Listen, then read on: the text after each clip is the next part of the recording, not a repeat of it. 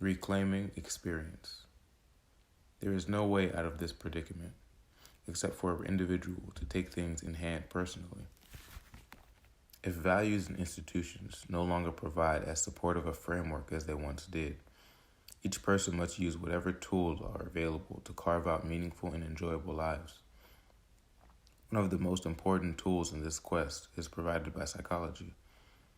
Up to now, the main contribution of this fledgling science has been made to discover how past events shed light on present behaviors. It has made us aware that adult irrationality is often the result of childhood frustrations. But there is another way that discipline of psychology can be put to use. It is in helping answer the question, given that we are who we are, with whatever hang-ups and repressions, what can we do to improve our future? To overcome the anxieties and depressions of contemporary life, individuals must become independent of social environment to the degree that they no longer respond exclusively in terms of its rewards and punishments. To achieve such autonomy, a person has to learn to provide rewards to herself. She has to develop the ability to find enjoyment and purpose regardless of external circumstances. This challenge is both easier and more difficult than it sounds. Easier because the ability to do so is entirely within each person's hand. Difficult because it requires a discipline and perseverance that are relatively rare in any era, and perhaps especially in the present.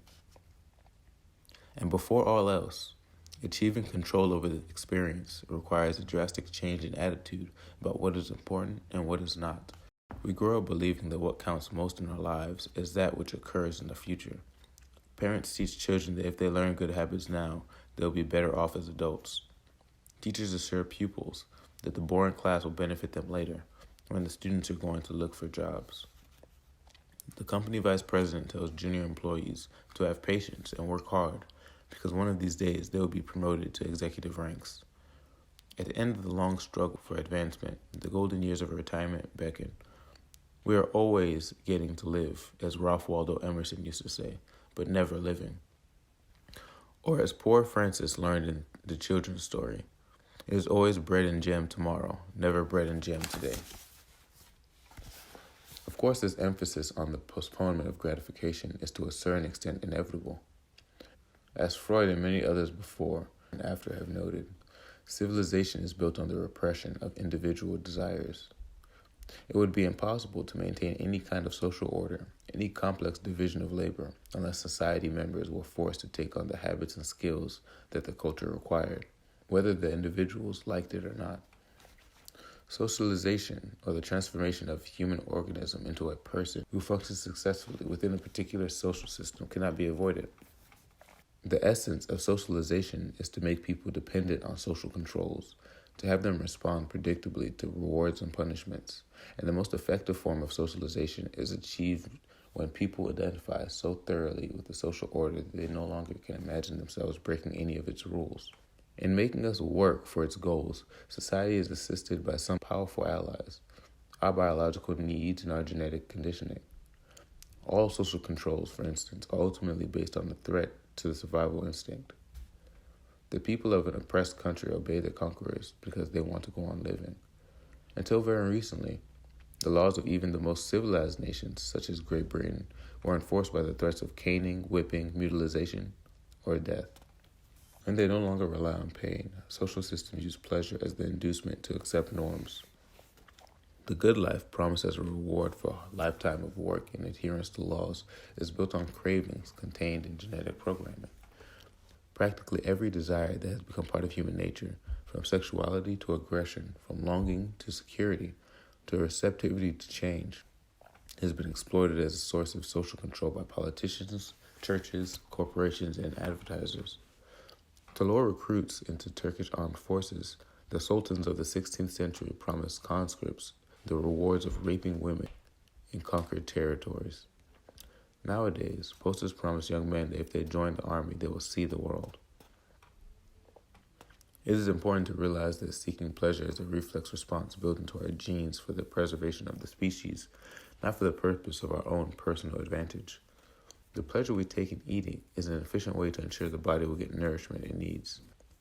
The pleasure of sexual intercourse is an equally practical method for the genes to program the body to reproduce and thereby to ensure the continuity of genes. When a man is physically attracted to a woman or vice versa, he usually imagines, assuming that he thinks about it at all, that this desire is an expression of his own individual interest as a result of his own intentions. In reality, more often than not, his interest is simply being manipulated by the invisible genetic code, following its own plans. As long as the attraction is a reflex based on purely physical reactions, the person's own conscious plans probably play only a minor role. There is nothing wrong with following this genetic programming and relishing the resulting pleasures it provides, as long as we recognize them for what they are, and as long as we retain some control over them when it is necessary to pursue other goals, to which we might decide to assign priority. The problem is that it has recently become fashionable to regard whatever we feel inside as a true voice of nature speaking. The only authority many people trust today is instinct. If something feels good, it is natural and spontaneous, then it is right. But when we follow the suggestions of genetic and social instructions without question, we relinquish the control of consciousness and become helpless playthings of impersonal forces. The person who cannot resist food or alcohol, or whose mind is constantly focused on sex, is not free to direct his or her psychic energy. The liberated view of human nature, which accepts and endorses every instinct or drive we happen to have simply because it's there, results in consequences that are quite reactionary. Much of contemporary realism turns out to be just a variation on good old-fashioned fatalism. People feel relieved of responsibility by recourse to the concept of nature. By nature, however, we are born ignorant. Therefore, should we not try to learn? Some people produce more than the usual amount of androgens and therefore become excessively aggressive. Does that mean they should freely express violence? We cannot deny the facts of nature, but we should certainly try to improve on them. Submission to genetic programming can be quite dangerous because it leaves us helpless. A person who cannot override genetic instruction when necessary is always vulnerable. Instead of deciding how to act in terms of personal goals, he has to surrender to things that his body has been programmed or misprogrammed to do. One must particularly achieve control over instinctual drives to achieve a healthy independence of society.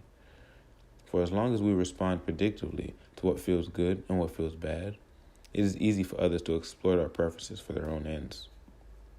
A thoroughly socialized person is one who desires only the rewards that others around him have agreed he should have. Rewards often grafted onto genetically programmed desires. He may encounter thousands of potentially fulfilling experiences, but he fails to notice them because they are not the thing he desires. What matters is not what he has now, but what he might obtain if he does as others want him to do. Caught in the treadmill of social controls, that person keeps reaching for a prize that always dissolves in his hand. In a complex society, many powerful groups are often involved in socializing, sometimes to seemingly contradictory goals. On the one hand, official institutions like schools, churches, and banks try to turn us into responsible citizens willing to work hard and save. On the other hand, we are constantly cajoled into merchants, manufacturers, and advertisers to spend our earnings on products that will produce the most profits for them. And finally, the underground system of forbidden pleasures run by gamblers, pimps, and drug dealers, which is dialectically linked to the official institutions, promises its own rewards of easy dissipation, provided we pay. The messages are very different, but their outcome is essentially the same. They make us dependent on a social system that exploits our energies for its own purpose.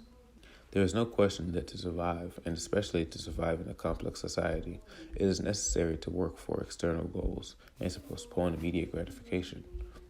But a person does not have to be turned into a puppet jerked about by social controls. The solution is to gradually become free of societal rewards and learn how to substitute them for rewards that are under one's own power. This is not to say that we should abandon every goal endorsed by society. Rather, it means that in addition to or instead of the goals others use to bribe us, we develop a set of our own. The most important step in emancipating oneself from social control is the ability to find rewards in the events of each moment.